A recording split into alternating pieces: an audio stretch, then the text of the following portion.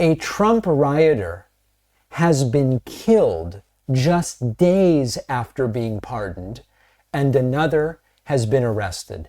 This stuff is almost beyond belief. So let me tell you what's going on. Two individuals who received pardons from Donald Trump just days ago for their roles in the January 6th Capitol riot, pardons that were framed by Trump as justice for hostages who are great people, who would never really commit any actual crimes and, the whole thing. Here's the twist. Two individuals finding themselves back in legal trouble almost immediately after being pardoned. And it is a story that, of course, should raise real questions as to the wisdom of Trump's sweeping clemency and pardons and the character of the people that he chose to pardon. So we start with Matthew Huddle. Matthew Huddle, 42-year-old from Indiana. Huddle was pardoned by Trump after pleading guilty to a misdemeanor for entering the Capitol on January 6th, 2021. According to court filings, Huddle was not even a true believer. He just sort of went because he thought it would be a historic moment, and he had nothing better to do after getting out of jail for a driving offense originally. January 6th, fast forward to just a few days ago after the pardon. Huddle ends up fatally shot by a Jasper County sheriff's deputy during a traffic stop. What the hell happened? Well, authorities say that there was an altercation. Huddle had a firearm at the time. What a shock. We don't have all the details yet, but it's not hard to see this as another example of someone who was given a second chance, couldn't stay out of trouble. Then you have Daniel Charles Ball, who's a Florida man, also pardoned by Donald Trump. Ball's alleged actions were worse than Huddle's. Prosecutors say that Ball threw an explosive device at law enforcement officers in the Capitol's Lower West Terrace tunnel. Violent act, could have killed someone, seriously injured them. After his pardon, Ball was almost immediately arrested again on federal gun charges. Authorities found firearms and ammunition in his possession while executing a search warrant related to the case.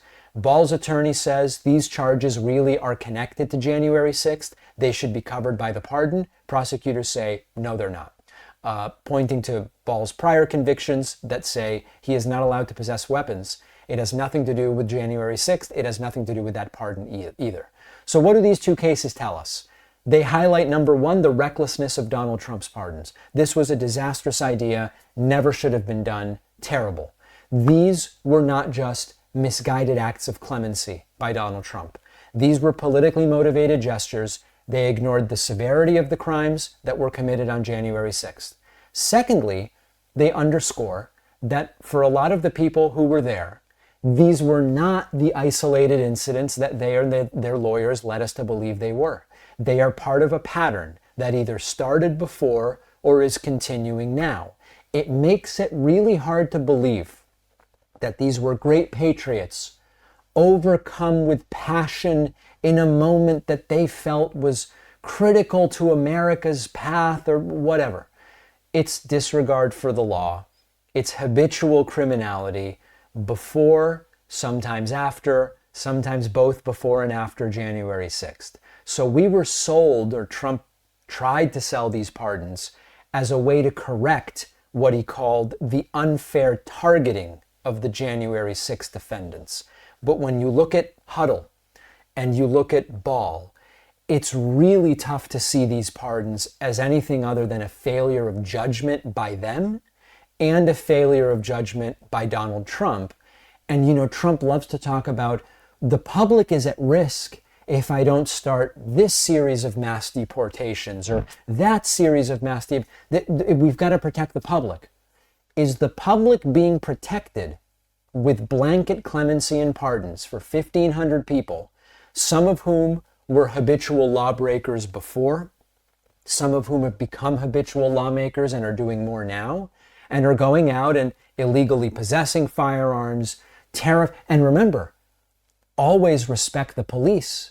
This is Huddle was involved in an altercation with police where an officer said, this guy is a threat to me. What a theme. Officers targeted on January 6th. Officer in Ohio was worried that this guy was going to do something with the gun he wasn't supposed to have. The theme here is that this was a very bad idea. These are not folks who have earned a second chance. Some of them are getting one anyway, and they're very quickly destroying that second chance and proving they shouldn't have been allowed anywhere near clemency or pardons, but they were anyway.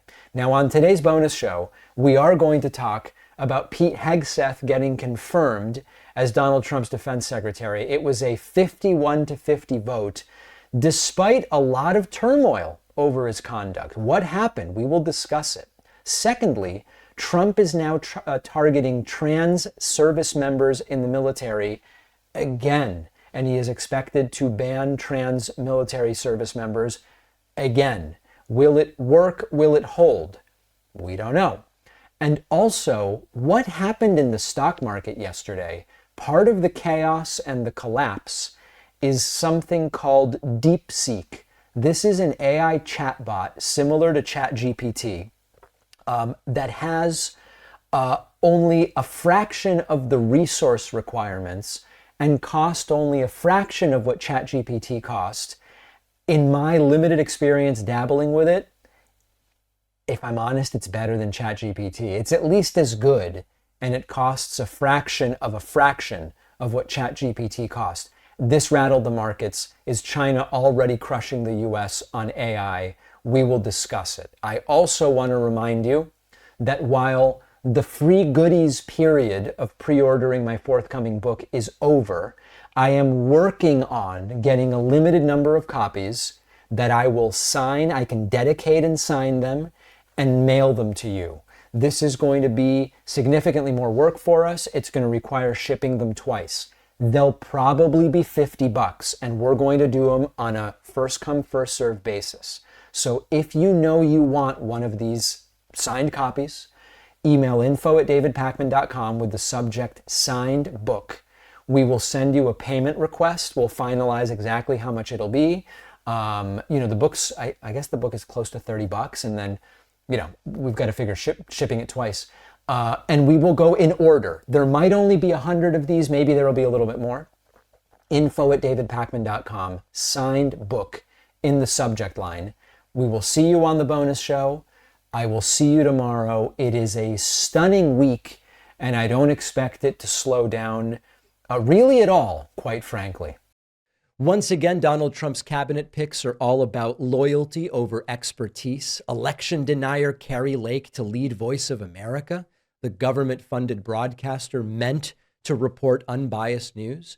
Ground News found hundreds of articles covering this story, which is an app I've trusted for years to help me critically analyze the news I consume. Our sponsor, Ground News, doesn't tell you what to think. They show you each news outlet's biases, credibility, financial incentives, so you know who's benefiting from the spin they put on each story. You can even filter out certain sources you don't want, so you can stay informed without getting buried in the noise. Trump is shaping our future in ways that will last decades. And if we're not paying attention, we will allow history to repeat itself. So stay engaged with Ground News, who is fixing what is breaking right in front of us, the trust and transparency in the media. Ground News is giving my audience 50% off the same Vantage plan that I use. Go to ground.news/Pakman. The link is in the description, or scan my QR code.